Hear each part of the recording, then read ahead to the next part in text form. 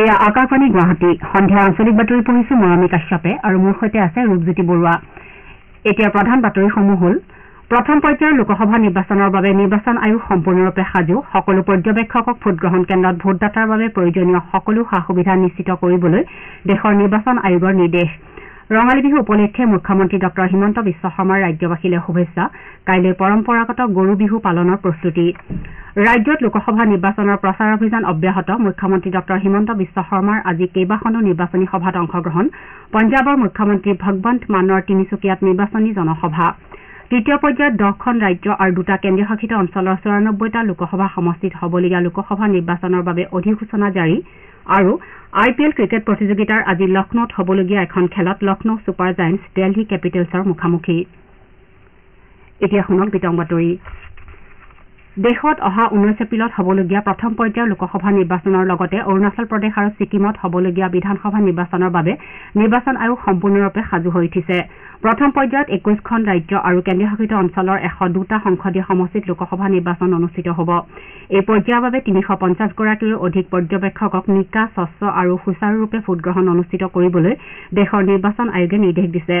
মুখ্য নিৰ্বাচন আয়ুক্ত ৰাজীৱ কুমাৰ আৰু নিৰ্বাচন আয়ুক্ত জ্ঞানেশ কুমাৰ আৰু সুখবীৰ সিং সান্ধুৱে আজি পৰ্যবেক্ষকসকলৰ সৈতে নতুন দিল্লীৰ পৰা ভিডিঅ' কনফাৰেন্স যোগে বৈঠকত মিলিত হয়।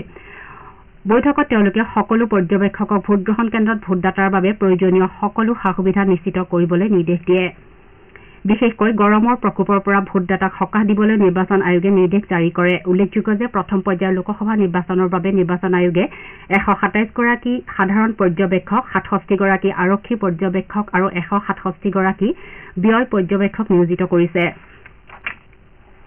অসমীয়াৰ হেঁপাহৰ ৰঙালী বিহুৰ আজি উৰুকা। কাইলৈ ৰাজ্যজুৰি গৰু বিহু পালন কৰা হ'ব। মুখ্যমন্ত্ৰী ডঃ হিমন্ত বিশ্ব শৰ্মাই ৰঙালী বিহু উপলক্ষে ৰাজ্যবাসীক শুভেচ্ছা জ্ঞাপন কৰে। যোৰহাটৰ তিতাবৰত নিৰ্বাচনী প্ৰচাৰত ব্যস্ত থকাৰ মাজতে মুখ্যমন্ত্ৰীগৰাকীয়ে ৰাজ্যবাসীলৈ ৰঙালী বিহুৰ ওলগ জনায়। উল্লেখযোগ্য যে ৰঙালী বিহু উপলক্ষে চৌদিশে উখল মাখল পৰিৱেশে বিৰাজ কৰিছে। ৰাজ্যখনৰ জনসাধাৰণে কাইলৈ গোধনৰ শ্ৰীবৃদ্ধি কামনাৰে গৰু বিহু পালন কৰিব। পৰহিলৈ অসমীয়া নৱবৰ্ষৰ প্ৰথমটো দিনত হেঁপাহৰ বিহুৱান লৈ বছৰটোৰ বাবে ৰাজ্যবাসীয়ে পৰস্পৰৰ কুশল কামনা কৰিব।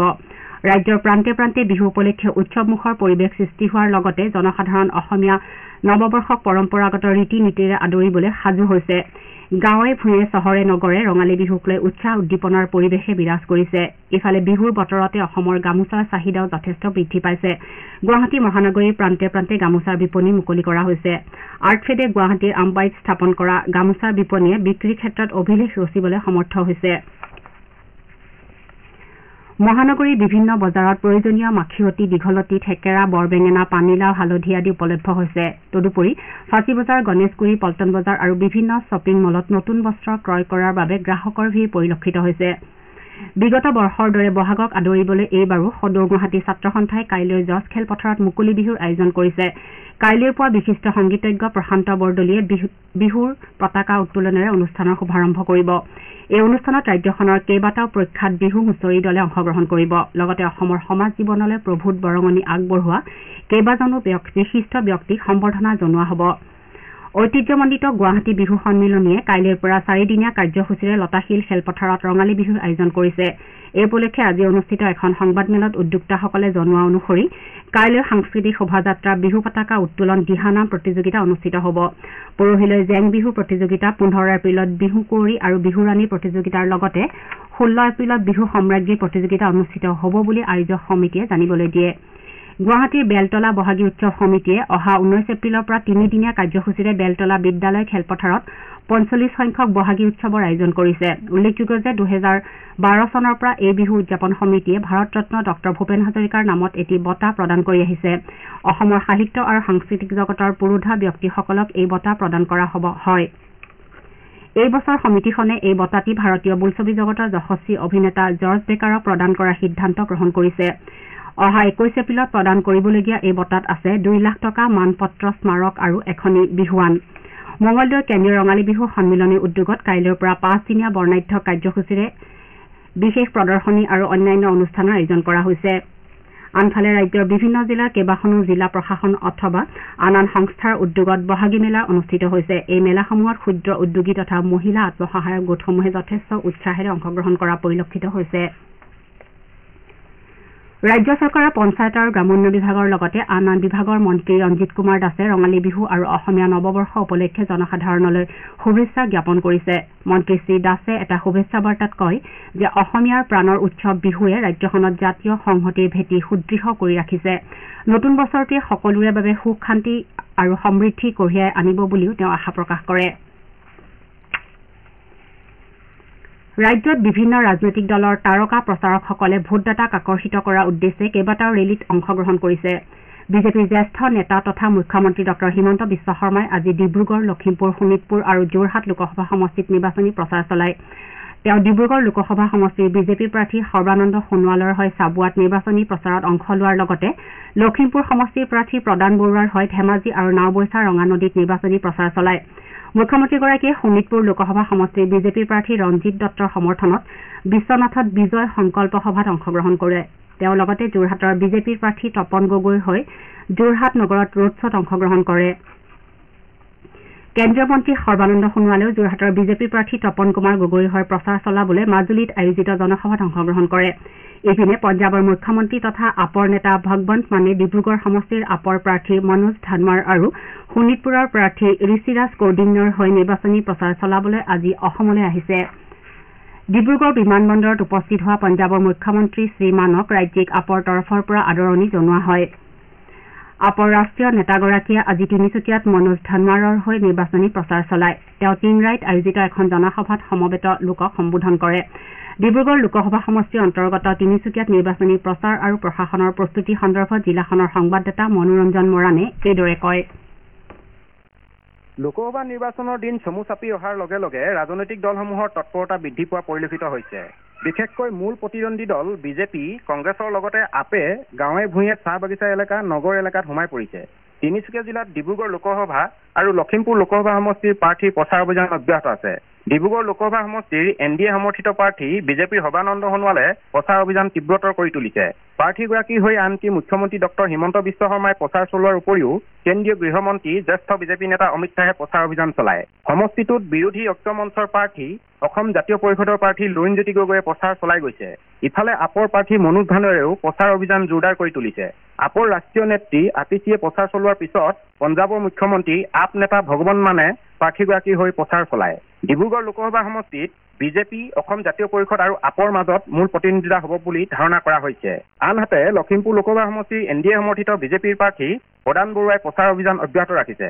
উক্ত সমষ্টিটোত মূল যুঁজ বিজেপি আৰু কংগ্ৰেছৰ প্ৰাৰ্থীগৰাকীৰ মাজতে হ'ব বুলি ধাৰণা কৰা হৈছে। ইপিনে তিনিচুকীয়া জিলা প্ৰশাসনে নিৰ্বাচন সুকলমে অনুষ্ঠিত কৰাৰ বাবে বিভিন্ন ব্যৱস্থা গ্ৰহণ কৰিছে। ভোটাৰ সজাগতা কৰাৰ বাবে জিলা প্ৰশাসনে গুৰুত্বপূৰ্ণ পদক্ষেপ গ্ৰহণ কৰিছে। সমজুৱা শপত বাক্য পাঠ অনুষ্ঠান আয়োজন কৰি এদিনতে মুঠ 1,59,191 গৰাকী লোকে এঘণ্টাৰ সময়ৰ ভিতৰত শপত গ্ৰহণ কৰি দেশৰ ভিতৰতে স্থান লাভ কৰিবলৈ সক্ষম হৈছে। অন্যহাতে SSP, VSP টীমসমূহ অধিক তৎপৰ হৈ পৰিছে। তিনিচুকীয়া জিলা প্ৰশাসনে অহা 19 এপ্ৰিলত ভোট গ্ৰহণ কৰাৰ বাবে প্ৰস্তুতি প্ৰায় সম্পূৰ্ণ কৰি তুলিছে। ইফালে প্ৰদেশ কংগ্ৰেছৰ সভাপতি ভূপেন বৰাই দলীয় প্ৰাৰ্থীৰ হৈ নিৰ্বাচনী প্ৰচাৰত অংশগ্ৰহণ কৰে। কাজিৰঙা লোকসভা সমষ্টিৰ বিজেপিৰ প্ৰাৰ্থী কামাখ্যা প্ৰসাদ দাসাৰ হৈ বিত্তমন্ত্ৰী অজন্তা নেওগে গোলাঘাট জিলাৰ মাহিমেলীয়া পূব ঘিলাধাৰী জাতীয় কলা ভৱনত নিৰ্বাচনী প্ৰচাৰ সভাত অংশগ্ৰহণ কৰে। কোকৰাঝাৰ লোকসভা সমষ্টিৰ বিজেপি মিত্ৰজোঁটৰ সমৰ্থিত UPPLৰ প্ৰাৰ্থী জয়ন্ত বসুমতাৰীয়ে আজি চিৰাং জিলাৰ বিজনীৰ আনন্দ বজাৰত এখন নিৰ্বাচনী জনসভাত অংশগ্ৰহণ কৰে। বিজেপি, UPPL আৰু অগপৰ যৌথ উদ্যোগত আয়োজিত নিৰ্বাচনী সভাত প্ৰাৰ্থীগৰাকীৰ লগতে বহুকেইগৰাকী নেতা উপস্থিত থাকে। আপোনাৰ ভোট, আপোনাৰ কণ্ঠ। ভোটৰ শক্তিৰে নিৰ্মাণ কৰক সুস্থ গণতন্ত্ৰ। লোকসভা নিৰ্বাচনৰ প্ৰথম পৰ্যায়ত 19 এপ্ৰিলত কাজিৰঙা, শোণিতপুৰ, লখিমপুৰ, ডিব্ৰুগড় আৰু যোৰহাটত হ'বলগীয়া ভোটগ্ৰহণত গণতান্ত্ৰিক অধিকাৰ সাব্যস্ত কৰি শক্তিশালী গণতন্ত্ৰৰ অংশীদাৰ হওক। শ্ৰোতাসকলে বাতৰি শুনিছে আকাশবাণী গুৱাহাটী কেন্দ্ৰৰ পৰা। পৰৱৰ্তী বাতৰি শুনক ৰূপজ্যোতি বৰুৱাৰ পৰা। আকাশবাণী গুৱাহাটীৰ আৱাসিক চৌহদত কাইলৈ এদিনীয়া কাৰ্যসূচীৰে ৰঙালী বিহু উদযাপন কৰা হ'ব। নাহৰ ফুল ফুলিবৰ বতৰ শীৰ্ষক ৰঙালী বিহুৰ এই কাৰ্যসূচী পুৱা বিহুৰ পতাকা উত্তোলনেৰে আৰম্ভ হ'ব। ইয়াৰ পাছতেই অৰণ্য সুৰক্ষা সমিতি অসমৰ উদ্যোগত গছ বিহু উদযাপন কৰা হ'ব। ৰঙালী বিহুৰ লগত সংগতি ৰাখি পিঠা পনা কাৰ্যসূচীৰ লগতে ল'ৰা ছোৱালী আৰু মহিলাসকলৰ মাজত বিভিন্ন খেল ধেমালি প্ৰতিযোগিতাও অনুষ্ঠিত হ'ব বুলি সভাপতি ৰবীন চন্দ্ৰ বড়ো আৰু সাধাৰণ সম্পাদকদ্বয় দীপক দাস আৰু সীমান্ত বাৰ্মাই জানিবলৈ দিছে। অহা 7 মেত হ'বলগীয়া লোকসভা নিৰ্বাচনৰ তৃতীয় পৰ্যায়ৰ ভোটগ্ৰহণৰ বাবে অধিসূচনা জাৰি কৰা হৈছে। এই পৰ্যায়ত দেশৰ 10খন ৰাজ্য তথা 2টা কেন্দ্ৰীয় শাসিত অঞ্চলৰ 94টা লোকসভা সমষ্টিত নিৰ্বাচন অনুষ্ঠিত হ'ব। তৃতীয় পৰ্যায়ত অসমৰ লগতে পশ্চিমবংগৰ 4খনকৈ, গুজৰাটৰ 26খন, কৰ্ণাটকৰ 14খন, মহাৰাষ্ট্ৰৰ 11খন, উত্তৰ প্ৰদেশৰ 10খন, মধ্যপ্ৰদেশৰ 8খন, ছত্তীশগড়ৰ 7খন, বিহাৰৰ 5খন, গোৱা আৰু দাদৰা আৰু নগৰ হাৱেলী তথা দমন আৰু দিউৰ 2খনকৈ আৰু জম্মু কাশ্মীৰত 1খন আসনৰ বাবে ভোটগ্ৰহণ অনুষ্ঠিত হ'ব। অসমত এই পৰ্যায়ত গুৱাহাটী, বৰপেটা, ধুবুৰী আৰু কোকৰাঝাৰত নিৰ্বাচন অনুষ্ঠিত হ'ব। অহা 19 এপ্ৰিললৈ মনোনয়ন দাখিল প্ৰক্ৰিয়া অব্যাহত থাকিব। আনহাতে 22 এপ্ৰিল মনোনয়ন প্ৰত্যাহাৰৰ অন্তিম দিন ধাৰ্য কৰা হৈছে। অসমত 80 লাখৰো অধিক ভোটদাতাৰ উপৰি 300 ভোটদাতা থকা এটা বিশেষ পৰিয়াল প্ৰথম পৰ্যায়ৰ লোকসভা নিৰ্বাচনত ভোটদানৰ বাবে সাজু হৈ উঠিছে। শোণিতপুৰ লোকসভা সমষ্টিৰ অন্তৰ্গত নেপালী পাম গাঁৱত থকা থাপা পৰিয়ালটোৱে বৃহৎ সংখ্যক ভোটদাতা থকাৰ অন্যান্য স্বীকৃতি লাভ কৰিছে। পৰিয়ালটোৰ মুৰব্বীগৰাকীয়ে 1906 চনত নেপালী পামত বসতি আৰম্ভ কৰাৰ পাছত তেওঁৰ পৰিয়ালৰ পৰৱৰ্তী প্ৰজন্মৰ লোকসকলেও একেখন গাঁৱতে বাস কৰিবলৈ আৰম্ভ কৰে। দেশৰ নিৰ্বাচন আয়োগে নিৰ্বাচন স্বচ্ছ, মুক্ত আৰু নিকাকৈ পৰিচালনাৰ বাবে জনসাধাৰণক নিৰ্বাচনী প্ৰক্ৰিয়াত সক্ৰিয়ভাৱে অংশগ্ৰহণ কৰোৱাৰ লক্ষ্যৰে এইবাৰ বিশেষভাৱে তথ্য প্ৰযুক্তিৰ ব্যৱহাৰ কৰিছে। আয়োগে চি-ভিজিল সুবিধা, সক্ষম ECI আৰু NGSP এপৰ সহায়ত এই ব্যৱস্থা গ্ৰহণ কৰিছে। নিৰ্বাচন আয়োগৰ চি-ভিজিল আৰু ভিজিলেন্ট চিটিজেন শীৰ্ষক এপ্লিকেশ্যনৰ সহায়ত জনসাধাৰণে নিজৰ মোবাইলত সহজে নিৰ্বাচনী আচৰণ বিধি উলংঘা সম্পৰ্কীয় ঘটনাৰ তথ্য, দৃশ্য বা শ্ৰব্য ৰূপ আয়োগক প্ৰদান কৰিব পাৰে। ইপিনে নিৰ্বাচনী সভা আৰু প্ৰচাৰৰ বাবে অনুমতি বিচৰাৰ ক্ষেত্ৰত সহায় হোৱাকৈ সুবিধা নামৰ এটা এপ মুকলি কৰা হৈছে। সক্ষম ECI এপৰ সহায়ত বিশেষভাৱে সক্ষম ভোটদাতাসকলে ভোটদান কৰিবলৈ বিভিন্ন সেৱা লাভৰ বাবে এই এপ ব্যৱহাৰ কৰি আবেদন কৰিব পাৰে। নিৰ্বাচন সম্পৰ্কীয় নাইবা অন্য অভিযোগৰ বাবে নাগৰিকসকলে NGSP এপ ব্যৱহাৰ কৰিব পাৰে। আকাশবাণী গুৱাহাটী কেন্দ্ৰৰ আঞ্চলিক বাতৰি বিভাগৰ কাইলৈ নিশা 8:02 দৃষ্টিপাত লোক নিৰ্ণয় 2024 শীৰ্ষক অনুষ্ঠান প্ৰচাৰ হ'ব। এই অনুষ্ঠানত সাংবাদিক বেদব্ৰত দেৱমিশ্ৰ আৰু ৰঞ্জনলাল শৰ্মা সমল ব্যক্তি হিচাপে উপস্থিত থাকিব।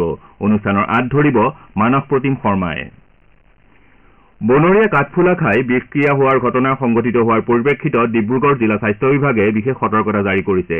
হাবি বননিত পোৱা কাঠফুলা খোৱাৰ পৰা বিৰত থাকিবলৈ জিলা স্বাস্থ্য বিভাগে ৰাজ্যলৈ আহ্বান জনাইছে। বাৰিষা কালত বাটে ঘাটে হাবিয়ে জংঘলে পোৱা কাঠফুলাত বিভিন্ন ক্ষতিকাৰক বিষাক্ত পদাৰ্থ থাকে আৰু ইয়াৰ ভক্ষণৰ ফলত মৃত্যু পৰ্যন্ত হ'ব পাৰে বুলি স্বাস্থ্য বিভাগে প্ৰকাশ কৰে। শোণিতপুৰ জিলাৰ একাংশ লোকে মীন আইন ভংগ কৰি মাছ ধৰাৰ প্ৰতি লক্ষ্য ৰাখি অসম চৰকাৰৰ মীন আইন অনুসৰি মাছ মৰাৰ ক্ষেত্ৰত কিছু বাধা আৰোপ কৰা হৈছে। সেই অনুসৰি জিলাখনত প্ৰশাসনে যিকোনো ধৰণৰ জাল মৰা বা মাছ ধৰা কাৰ্য মাছৰ প্ৰজনন কালৰ সময়ত নদী, পুখুৰী আদিত 11 এপ্ৰিল 2024ৰ পৰা 15 জুলাই 2024লৈকে নিষেধাজ্ঞা আৰোপ কৰিছে।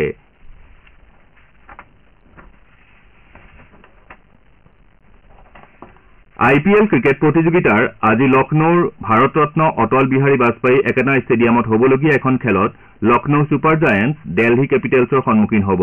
খেলখন সন্ধিয়া 7:30 বজাত আৰম্ভ হ'ব। বিশেষ ন্যায়াধীশৰ আদালতে আজি কামৰূপ মহানগৰ জিলাৰ নিলম্বিত অতিৰিক্ত আয়ুক্ত সুকন্যা বৰাৰ জামিন মঞ্জুৰ কৰিছে। আয় বহিৰ্ভূত গোচৰত কেইবাটাও চৰ্ত সাপেক্ষে আদালতে সুকন্যা বৰাৰ জামিন মঞ্জুৰ কৰে। এতিয়া বাতৰি শেষ কৰাৰ আগতে প্ৰধান বাতৰিসমূহ আকৌ এবাৰ পঢ়ি দিছো। প্ৰথম পৰ্যায়ৰ লোকসভা নিৰ্বাচনৰ বাবে নিৰ্বাচন আয়োগ সম্পূৰ্ণৰূপে সাজু। সকলো পৰ্যবেক্ষকক ভোটগ্ৰহণ কেন্দ্ৰত ভোটদাতাৰ বাবে প্ৰয়োজনীয় সকলো সা সুবিধা নিশ্চিত কৰিবলৈ দেশৰ নিৰ্বাচন আয়োগৰ নিৰ্দেশ। ৰঙালী বিহু উপলক্ষে মুখ্যমন্ত্ৰী ডঃ হিমন্ত বিশ্ব শৰ্মাৰ ৰাজ্যবাসীলৈ শুভেচ্ছা। কাইলৈ পৰম্পৰাগত গৰু বিহু পালনৰ প্ৰস্তুতি। ৰাজ্যৰ লোকসভা নিৰ্বাচনৰ প্ৰচাৰ অভিযান অব্যাহত। মুখ্যমন্ত্ৰী ডঃ হিমন্ত বিশ্ব শৰ্মাৰ আজি কেইবাখনো নিৰ্বাচনী সভাত অংশগ্ৰহণ। পঞ্জাৱৰ মুখ্যমন্ত্ৰী ভগৱান মানৰ তিনিচুকীয়াত নিৰ্বাচনী জনসভা। তৃতীয় পৰ্যায়ত 10খন ৰাজ্য আৰু 2টা কেন্দ্ৰীয় শাসিত অঞ্চলৰ 94টা লোকসভা সমষ্টিত হ'বলগীয়া লোকসভা নিৰ্বাচনৰ বাবে অধিসূচনা জাৰি।